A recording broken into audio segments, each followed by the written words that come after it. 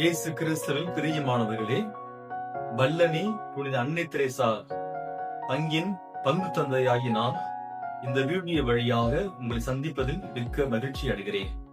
வருகின்ற சனி மற்றும் ஞாயிற்று கிழமையில் சிவகங்கை ஆயர் மேதகு முனைவர் லூர்து ஆனந்தம் அவர்கள் வல்லனி பங்கிற்கு முதன்முறையாக பங்கு ஆய்விற்காக வருகின்றார்கள். பங்கு ஆய்வு என்றால் என்ன? வழக்கமாக ஒரு ஆயர் ஒரு பங்கிற்கு அல்லது ஒரு நிறுவனத்திற்கு விழாக்களுக்கு செல்வதை பார்த்திருக்கிறோம். அந்த கொண்டாட்டங்களில் நாம் பங்கெடுத்திருக்கிறோம். ஆனால் மற்ற வருகைக்கும் பங்கு ஆய்விற்கும் உள்ள வித்தியாசம் என்ன? பங்கு ஆய்வினுடைய நோக்கம் என்ன என்பதை பற்றி தான் இந்த வீடியோவில் உங்களோடு சேர்ந்து நான் கலந்து ஆலோசிக்கலாம் என்று விரும்புகிறேன். அன்பார்ந்தவர்களே, பங்கு ஆய்வினை நாம் ஆங்கிலத்தில் பாஸ்டரல் விசிட் என்று சொல்லுவோம். பாஸ்டரல் என்ற சொல்லானது ஷெப்பர்ட், மேய்ப்பர் என்ற சொல்லிலிருந்து வருகிறது. ஆயருடைய பங்கு ஆய்வை நாம் புரிந்து கொள்ள வேண்டும் என்றால் யோவான் நற்செய்தி 10ஆம் அதிகாரத்தை நாம் ஒரு முறை முழுமையாக வாசித்தால் அதனுடைய நோக்கம் இன்னும் நமக்கு தெளிவாக விளங்கும். 10ஆம் அதிகாரம் 14-15 வசனத்திலே இயேசு கூறுகிறார், நல்ல ஆயர் நானே, தந்தை என்னை அறிந்திருக்கிறார், நானும் என் தந்தையை அறிந்திருக்கிறேன்.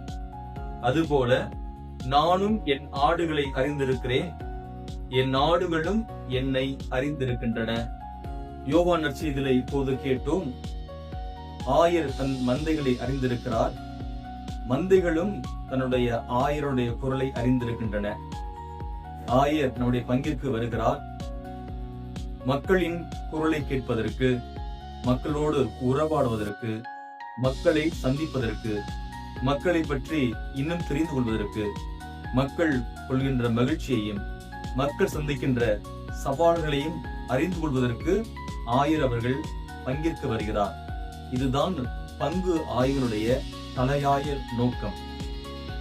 ஆயர் அவர்களின் பங்கு ஆய்வின் இரண்டாவது முக்கிய நோக்கம் மறை மாவட்டத்திற்கும் பங்கு திருச்சபைக்கும் இடையே உள்ள உறவை உறுதிப்படுத்துவது, மேம்படுத்துவது.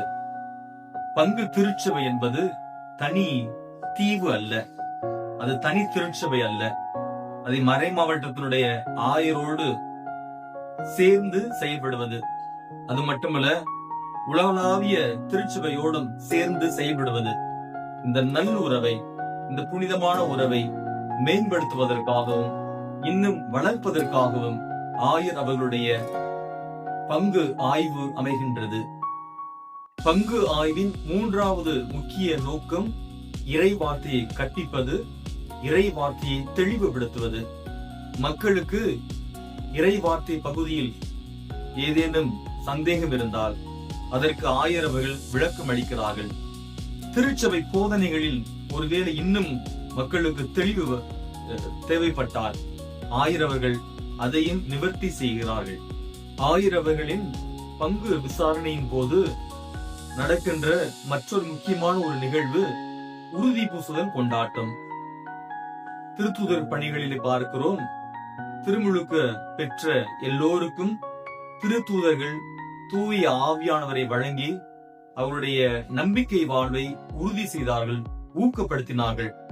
அதுபோல ஆயர் அவர்கள் ஒரு பங்கிற்கு வருகின்ற பொழுது உறுதி பூசுதல் கொடுத்து மக்களுடைய நம்பிக்கையை, விசுவாசத்தை இன்னும் உறுதிப்படுத்துகிறார், வளர்க்கின்றார்.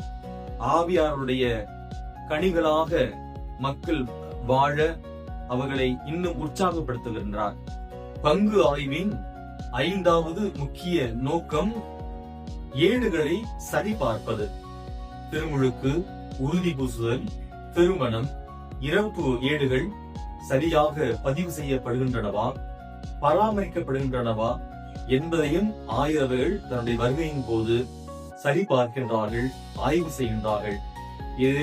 ஏதாவது பிழைகள் இருப்பின் அவற்றை திருத்தம் செய்ய நமக்கு அறிவுறுத்துகின்றார்கள்.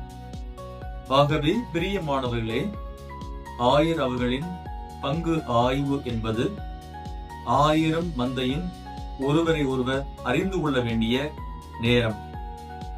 மேய்ப்பனின் குரலுக்கு கவனமுடன் செவிமடுக்க வேண்டிய நேரம். உறவாடும் நேரம். நம்முடைய விசுவாசத்தை இன்னும் உறுதிப்படுத்தப்பட வேண்டிய நேரம். 1000 மந்தையும் ஒன்று என்று ஒன்றிணைப்பை ஏற்படுத்த வேண்டிய ஒரு நேரம். சுருக்கமாக சொல்ல போனால், பங்கு ஆய்வு என்பது அருளின் காலம்.